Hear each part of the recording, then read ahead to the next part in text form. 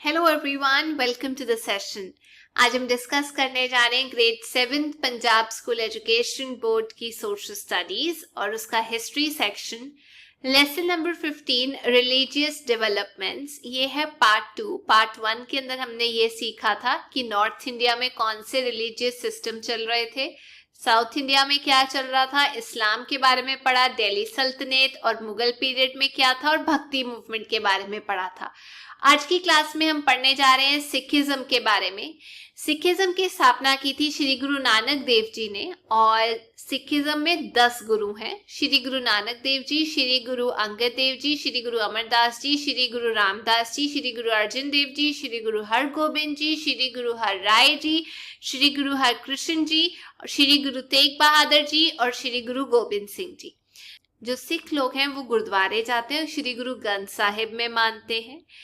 हुआ ये था कि श्री गुरु गोबिंद सिंह जी ने सिखों को बोला था कि 5 एम्बलम्स हैं, 5 चीजें हैं जो आपने पहननी ही पहननी है, रखनी ही रखनी है। केस, कंगा, कड़ा, कछहरा और किरपान, ये 5 चीजें हैं जो आपकी पहचान बनाएगी। श्री गुरु गोबिंद सिंह जी ने जब अपनी आखिरी सांसें ली उससे पहले ये बोला था कि आज से आप श्री गुरु ग्रंथ साहिब को ही अपना गुरु मानेंगे, तो तब से हम लोग श्री गुरु ग्रंथ साहिब में ही विश्वास रखते हैं।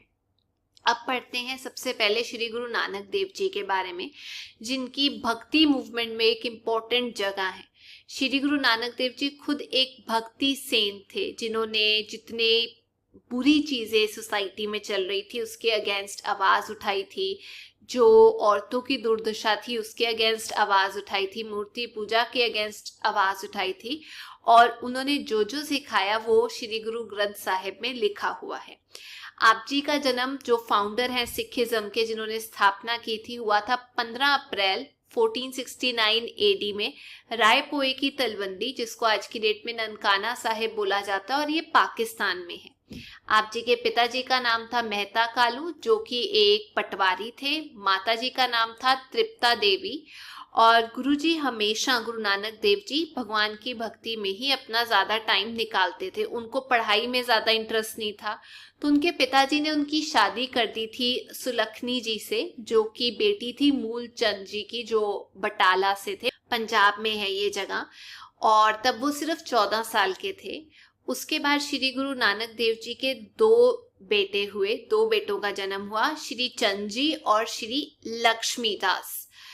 शादी के बाद श्री गुरु नानक देव जी सुल्तानपुर चले गए अपनी बहन के साथ, बीबी नानकी जी के साथ, और वहां उनको एक जॉब, नौकरी मिल गई बोदी खाना में, जो कि दौलत खान लोधी के अंडर था। तो जब वो सुल्तानपुर में थे, वहां पर एक नदी बहती थी जिसका नाम था काली बेन। वहां पर वो रोज सुबह जाते थे स्नान लेने के लिए। एक दिन ऐसा हुआ कि वो नहाने गए और 3 दिन तक वो गायब हो गए, कुछ नहीं पता चला कि वो कहाँ गए। ये बोला जाता है कि इन 3 दिनों में उन्हें ट्रू नॉलेज का ज्ञान हो गया था कि असल सच्चाई क्या है जिंदगी की, और फिर जागरूक होके उन्होंने बोला था, ना कोई हिंदू ना कोई मुसलमान, सब एक बराबर हैं। इसके बाद श्री गुरु नानक देव जी ने चीजें लोगों को बताने के लिए ना केवल इंडिया में अलग अलग जगह गए वो, बल्कि अब्रॉड भी गए। तो चारों दिशाओं में वो गए थे, जिसको हम बोलते हैं, उन्होंने 4 उदासियां पूरी की थी ताकि लोगों को जागरूक किया जा सके।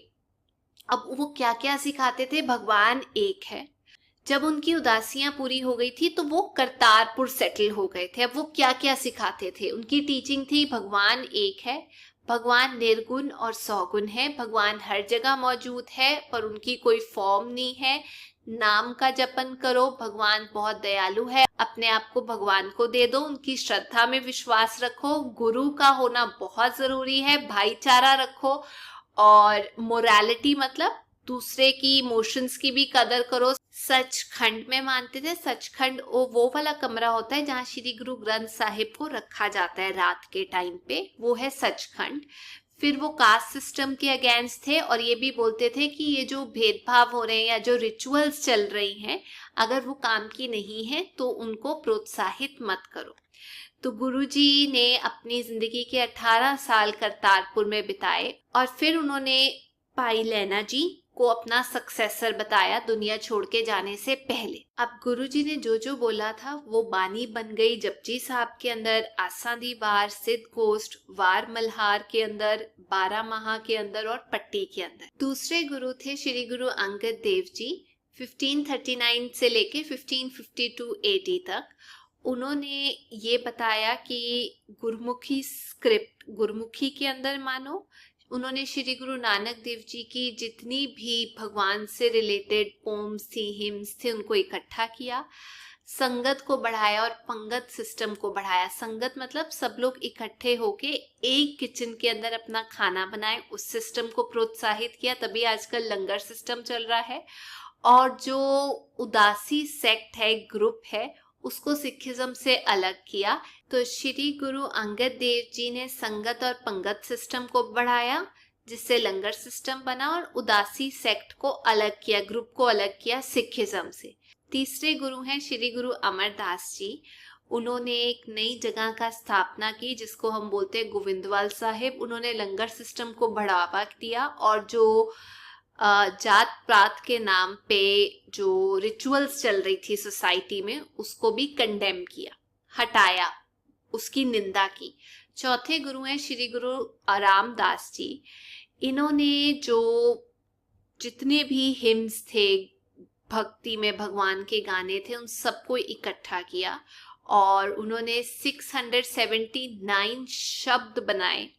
एक नया सिस्टम शुरू किया जिसे हम बोलते हैं सिखिज्म में आज की डेट में लामा, जो शुरू हुई थी गुरु ग्रंथ साहिब के आसपास, जो 4 फेरे लगाए जाते हैं, वो लामा सिस्टम भी श्री गुरु रामदास जी ने शुरू किया था। उसके अलावा उन्होंने पंगत, संगत सिस्टम और मंजी सिस्टम को प्रोत्साहन दिया। श्री गुरु रामदास जी ने भी कास्ट सिस्टम, सती प्रथा, चाइल्ड मैरिज के अगेंस्ट आवाज उठाई थी। 5वें गुरु हैं श्री गुरु अर्जन देव जी। इन्होंने श्री हरमंदर साहिब की स्थापना की थी। गुरुजी ने नए नए टाउन बनाए थे, जैसे तरन तारण, हरगोबिंदपुर, करतारपुर और बाउली लाहौर के अंदर।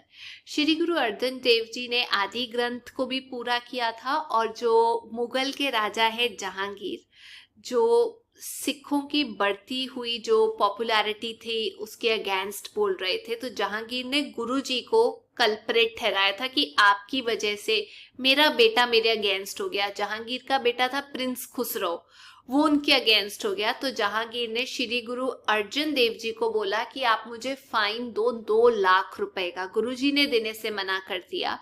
उसके बाद जहांगीर ने गुरुजी को टॉर्चर भी किया और फाइनली उनकी शहादत हो गई थी 1606 AD में रावी नदी के पास, जो कि लाहौर में है।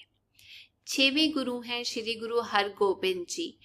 इन्होंने जब गद्दी संभाली तो इन्होंने 2 चीजों की शुरुआत की, 2 तलवारें, मीरी और पीरी। मीरी का मतलब है टेम्पोरल पावर और पीरी का मतलब है रिलीजियस लीडर।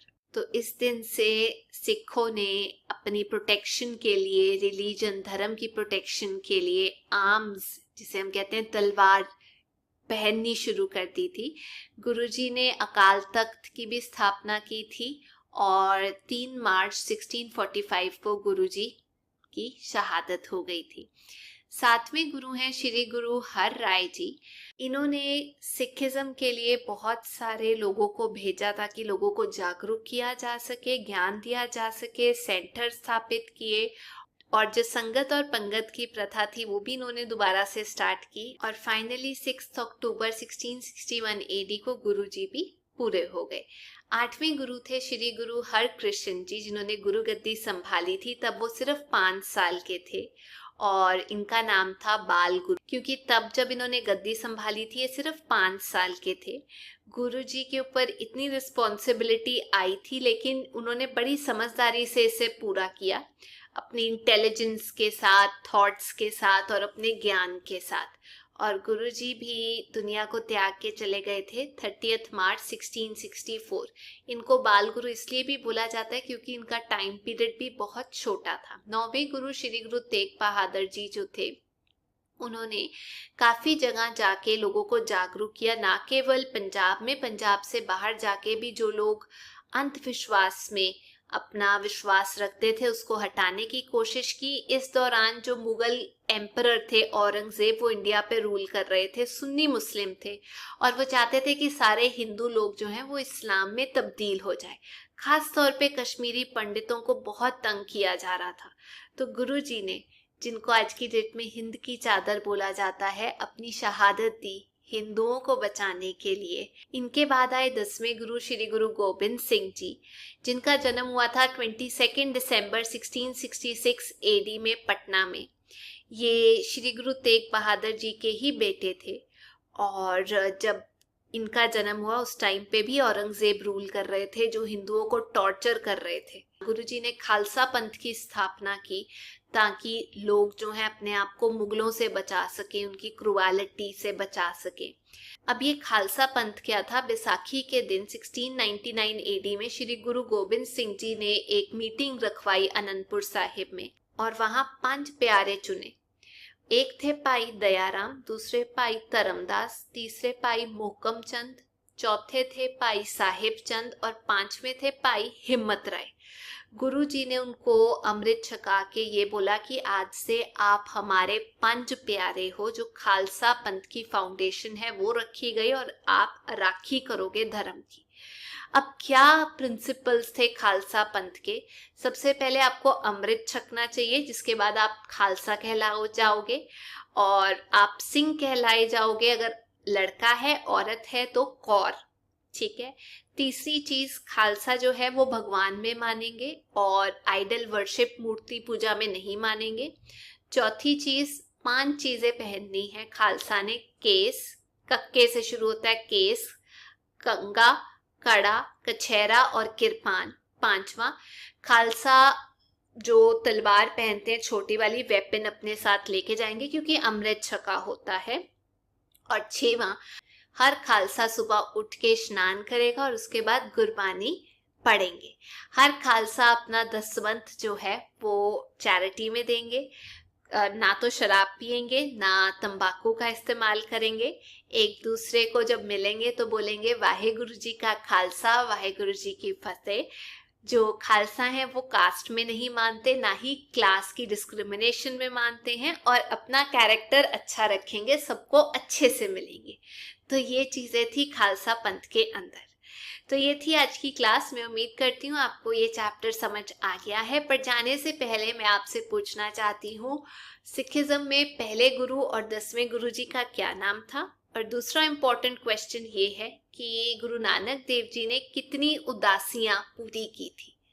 तो ये थी आज की क्लास। अगर आपको वीडियो अच्छी लगी तो please make sure you like, share and subscribe. हम फिर मिलेंगे। Till then take care, bye bye.